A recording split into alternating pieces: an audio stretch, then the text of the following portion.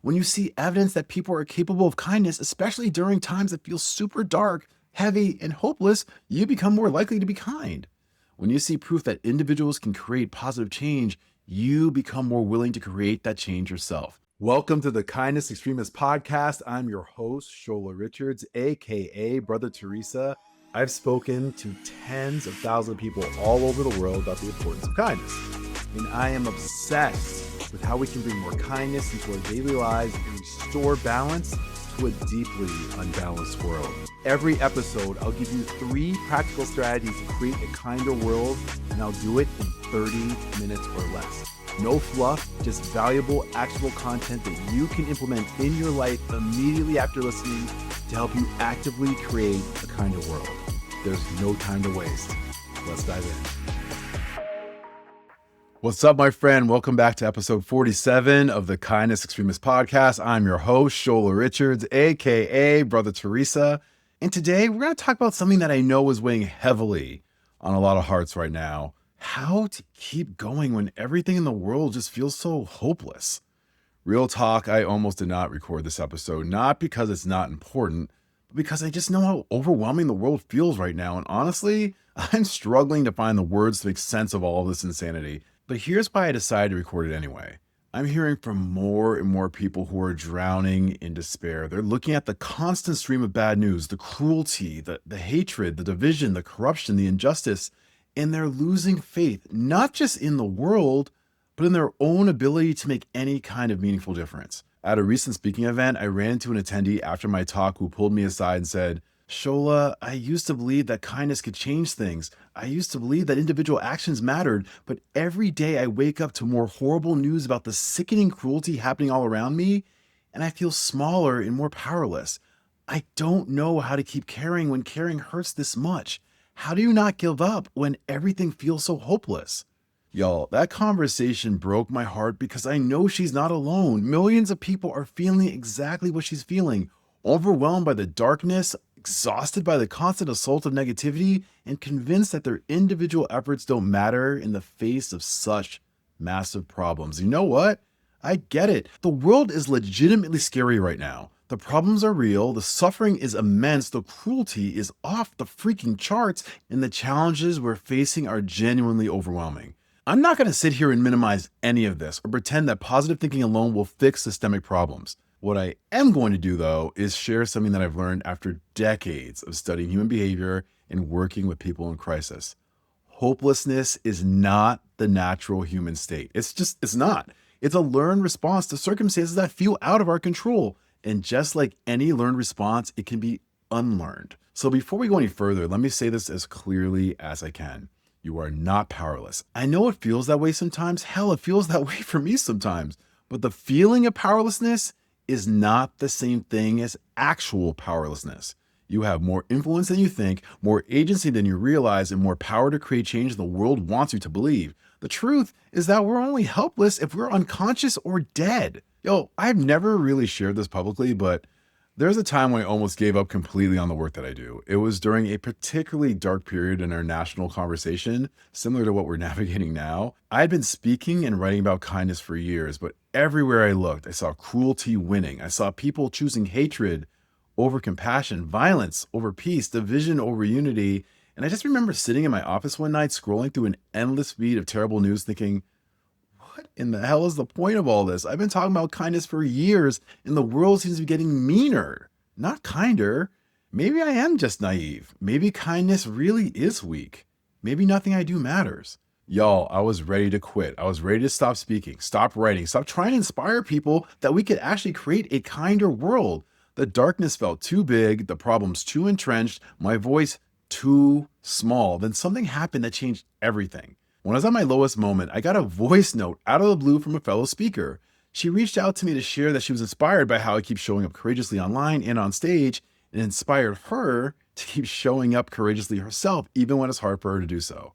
Fam, this voice note was probably 90 seconds long, but it hit me so hard that I sat in my car and cried after listening to it.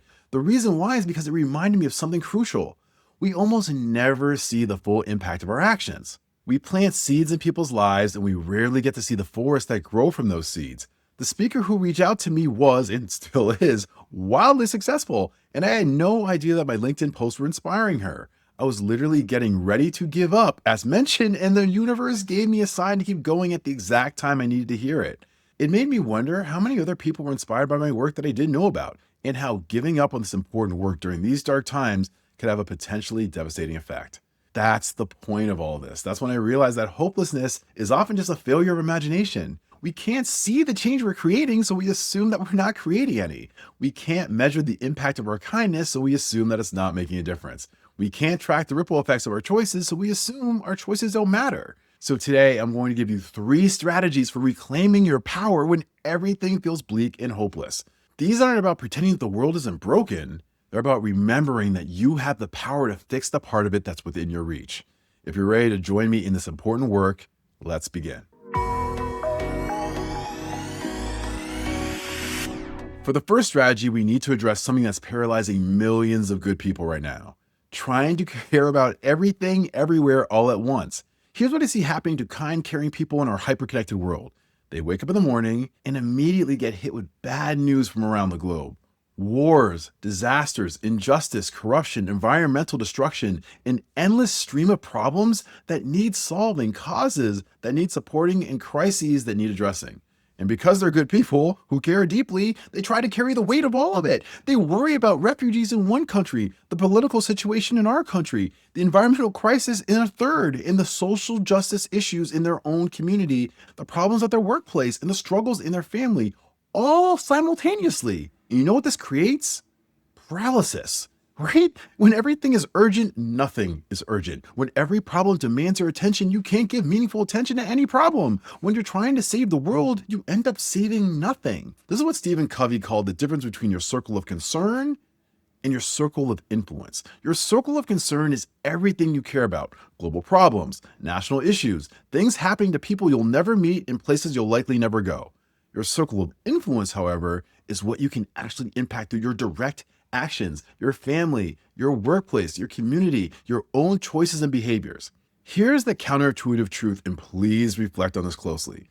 The more you focus on your circle of influence, the larger it actually becomes. But the more you focus on your circle of concern, the smaller your circle of influence gets. Let me give you a personal example. For years, I used to start every morning reading political news, scrolling through social media to see what fresh hell had emerged overnight, and trying to stay informed about every crisis happening anywhere in the world. You know what this did to me? By 8 a.m., I was already overwhelmed, angry, and feeling helpless about problems I had zero power to solve.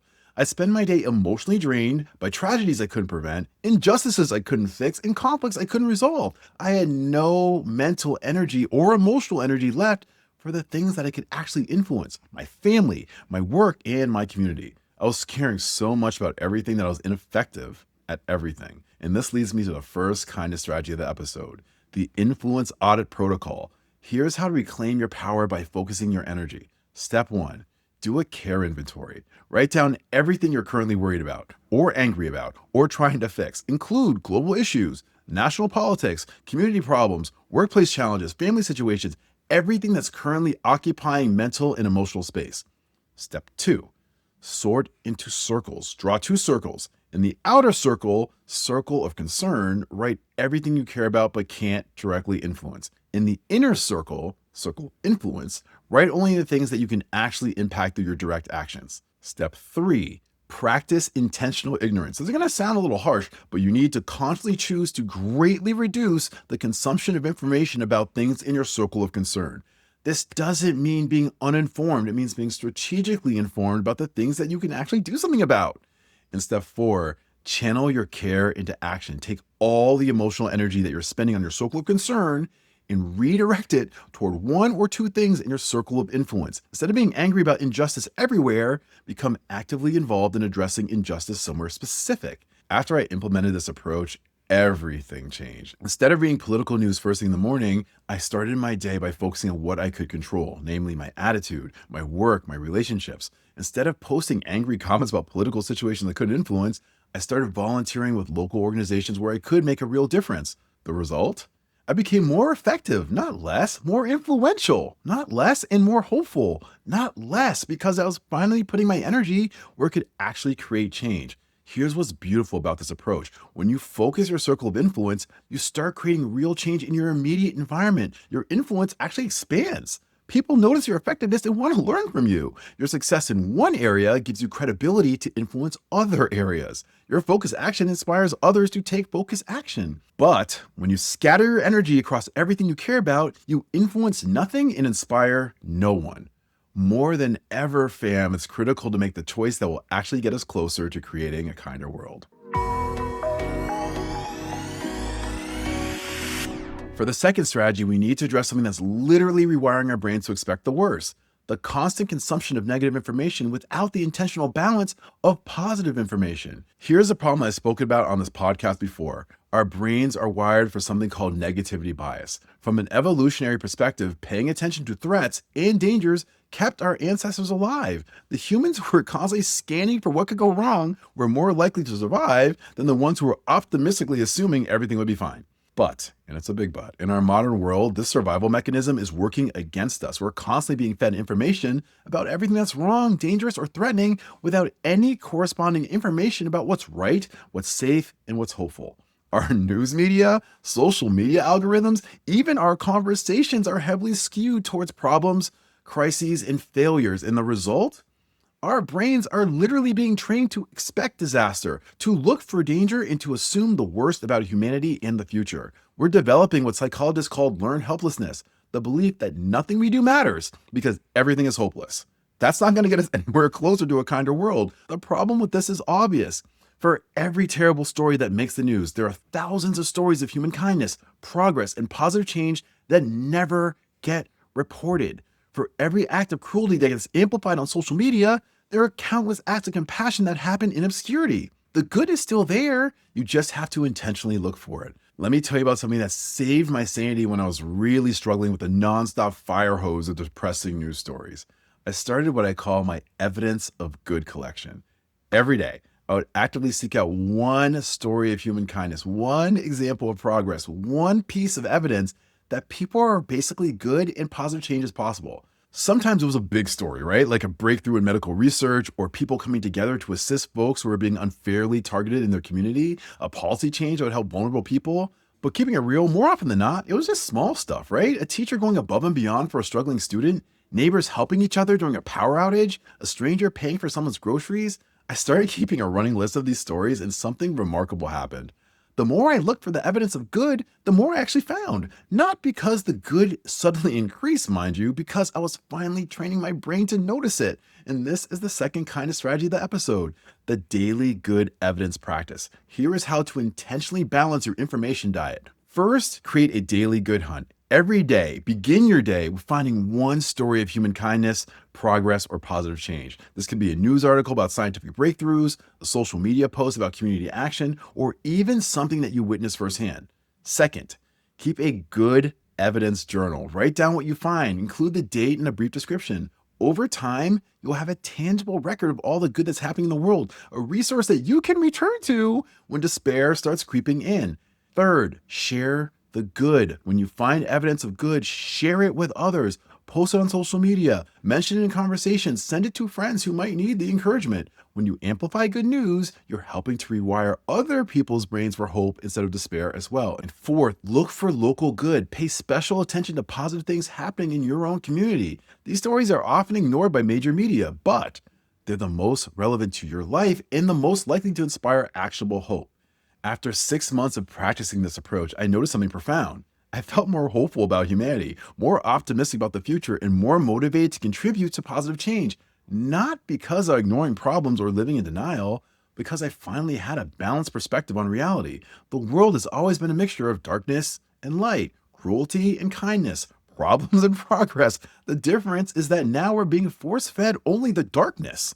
The good evidence practice helps you to see the full picture of what's actually going on in the world. The best part about all of this is that when you start noticing all the good that's already happening, you start believing that your own good actions matter too.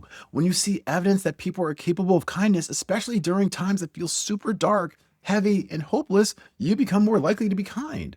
When you see proof that individuals can create positive change, you become more willing to create that change yourself.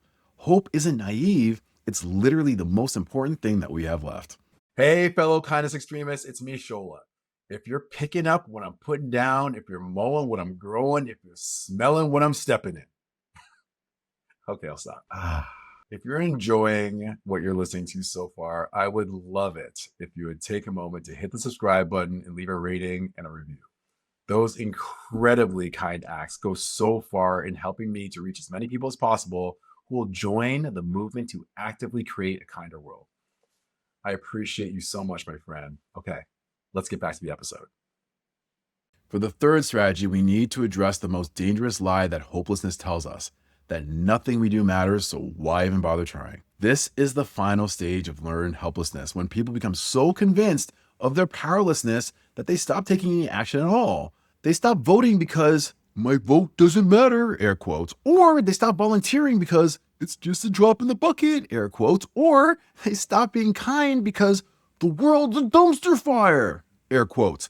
Please hear me when I say this. This is exactly what the forces of darkness want. They want you to believe that you're powerless. They literally want you to give up. They want you to stop fighting for what's right. They want this because the moment you stop taking action, you actually do become powerless. But here's the thing though. The moment you take action, any action, no matter how small, you reclaim your power. You prove to yourself that you have agency. You demonstrate that your choices matter. You remind yourself that you're not a victim of circumstances, but an agent of change. I learned this lesson from my mom, who lived in the Jim Crow South through the Great Depression, World War II, and Civil Rights era. When I was young and feeling overwhelmed by problems that I couldn't solve, she would say in her sweet Southern accent, "Baby, you can't do everything, but you can do something. And something is infinitely better than nothing, baby."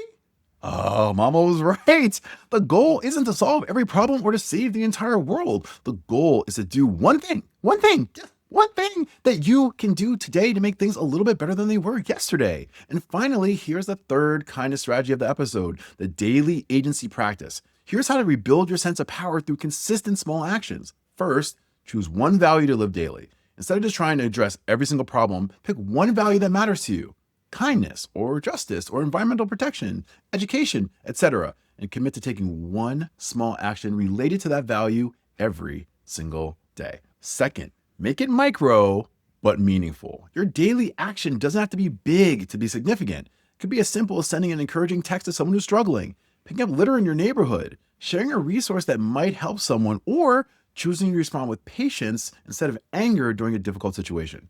Third, track your impact. Keep a record of your daily actions, not to judge yourself, but to accumulate evidence of your own agency. Over time, you'll see that you're not powerless. You're someone who consistently chooses to make things better. And fourth, focus on process, not outcomes. Don't measure your success by whether your small actions solve big problems. Measure your success by whether you showed up consistently as the person who you want to be. The outcomes aren't always up to you, but the effort always is. I've been practicing this approach for years now, and it's transformed how I see my place in the world. Instead of feeling overwhelmed by everything I can't control, I feel empowered by the one thing I can control every single day: my choice to act with kindness, with courage and compassion. Some days my action is small: holding a door for someone, letting another driver merge into traffic, listening patiently to a friend who needs to vent. Other days it's bigger: speaking up about something unjust, volunteering for a cause that I care about, or using my platform to amplify someone else's important message. But every single day I take some action that aligns with my values and moves the world, even in a tiny way, toward more kindness. Every day that I do this, I prove to myself that I'm not helpless, that my choices matter, and that I have the power to create real, meaningful, positive change. Okay, let's recap how we can reclaim our hope and our agency when everything feels hopeless. First, shrink your circle of concern to expand your circle of influence by focusing your energy on what you can actually impact. Do a care inventory, sort problems into circles, practice intentional ignorance about things you can control, and channel your care into action where you can actually make a real, meaningful difference. Second, collect evidence of good to counteract negativity bias and to see the real, full picture of reality. Create a daily good hunt. Keep an evidence journal. Share positive stories with others and pay special attention to the good things happening in your local community. And third, take one small action daily to rebuild your sense of agency and prove that your choices matter. Choose one value to live daily and make your actions micro but meaningful. Track your impact over time and focus on your process rather than outcomes that you can't control. I desperately want you to lock in on this truth. Every systemic change in history started with individual people taking small actions. The civil rights movement, women's suffrage, the environmental movement, they all began with individual people choosing to act when others chose to stay silent. You're not separate from systemic change. You are a part of it. Your individual actions are the building blocks that make bigger changes possible. So here's your homework this week. This week, implement all 3 strategies. Do your influence audit and pick one thing in your circle of influence to focus on. Start your daily evidence of good practice. Choose one value and take one small action related to it every single day. And most importantly, stop waiting for hope to find you. Hope isn't something that happens to you. It's something that you create through your choices, your focus, and your actions. The world is legitimately dark right now. I get it. But do you know what else is real?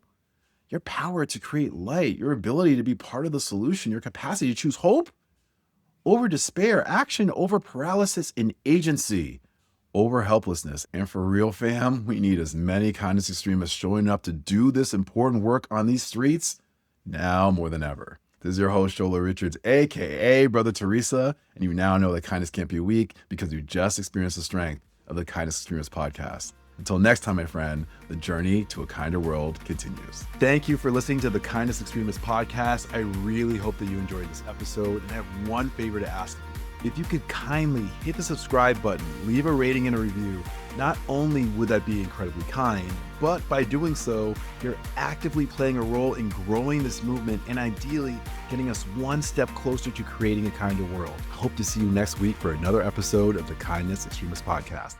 Bye for now.